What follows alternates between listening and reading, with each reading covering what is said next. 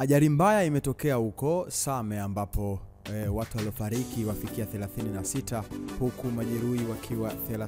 Hii ni ajali ambayo imetokea siku ya Juni 28 mwaka 2025 kati ya basi la abiria kampuni ya Channel One lililokuwa likitokea Moshi kwenda Tanga pamoja na Toyota Coaster likiwa linatokea Same kwenda Moshi. Idadi ya vifo imefikia 36 na majeruhi 30. Mkuu wa mkoa wa Kilimanjaro Nur Babu amethibitisha kwamba miili ya marehemu imehifadhiwa KCMC huku majeruhi wakipatiwa matibabu katika hospitali ya wilaya ya Same Mawenzi. Wasikilize baadhi ya mashuhuda wa ajali hiyo wakizungumzia kuhusu ajali hiyo. Nimesikitishwa na maafa ya ndugu zetu kwenye Channel One, kwenye mwani tunaoishi nayo Same. Hususani kwenye mwani nawatambua waliokuwa wanaenda kwenye harusi ni Mama Rama Sawari, mke wa Mhando, mke wa Bija na nani tena mwingine ambao tayari wako warakana, mke wa Mhando na mke wa Bija na mama Mtango. Hao wengine bado sijajua. Kwa kweli tumeumia sana. Yaani tumeumia sana ndio tukio. Yaani nilitoka nimezaliwa kiaiona maisha. Mwani wanatoka hapa Same kwetu ninapoishi, wanaenda kwenye harusi Moshi. Hii Channel One inatoka Arusha yaenda kwetu Tanga, hii ya Tanga. Lakini hii Channel One, hii mwani yaishi hapa Same. Ni kama walikuwa wamekodisha, wanaenda kwenye harusi. Mimi naitwa Cosmas Steven Seklango, ni mkazi wa hapa Same. Ajali hii iliyotokea katika sehemu hii ya hoteli ilitokana na basi la aina ya Channel One na Coaster ndogo Mwami. Chanzo cha ajali hii inasemekana zaidi ni gari aina ya basi ya Channel kupasuka tairi na kupoteza mwelekeo wa njia. Na hivyo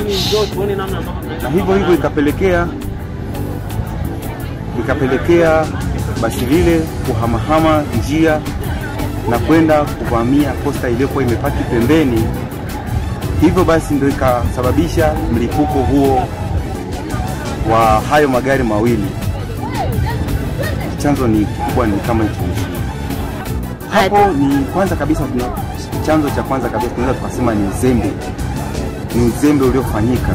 Maana magari yaliwaka moto muda sana na taarifa ilitokea muda mrefu sana, na ikasababisha mpaka vijana wa bodaboda wakaamua kuchukua uamuzi wa kwenda kukusanya bodaboda wenzao na kuja kuchukua mawe na kuanza kuvunja kwenye magari wale, wavunje vioo kusudi wasaidie watu wafanye nini ili waweze kutoka. Na serikali yetu ipo kabisa karibu na hii ajali iliyotokea. Taarifa wamepewa, lakini bado kabisa hawajaifuatilia kiundani zaidi, na wakaamua kukaa na kupuuzia. Na hivyo baada ya kuona watu wengi ndio wakaona kabisa kumbe kweli ngoja tuchukue jukumu la kufanya nini, la kutoka. Na baada ya kutoka wakakuta bodaboda wako katika hilo swala la uokoaji, wanatuletea ambulance ingali watu wameshateketea, mamia na mamia ya watu. Baba watu kama 60 wamo ndani, na hiyo ndogo ilikuwa imebeba watu 45 kabisa. Kama hatuna hata vifaa vya uokoaji, ndio changamoto kubwa iliyopelekea mpaka hata hawa watu wanapoteza maisha. Basi tungekuwa na hivyo vifaa, isingepelekea kupoteza watu wengi namna hiyo. Kwa hiyo popote mheshimiwa unaposikia kero hizi au kereketwa hii, tunaomba, maana hili ni funzo kabisa kwamba kuna leo na kesho likitokea hili je, itakuwa vile vile au litajirudia au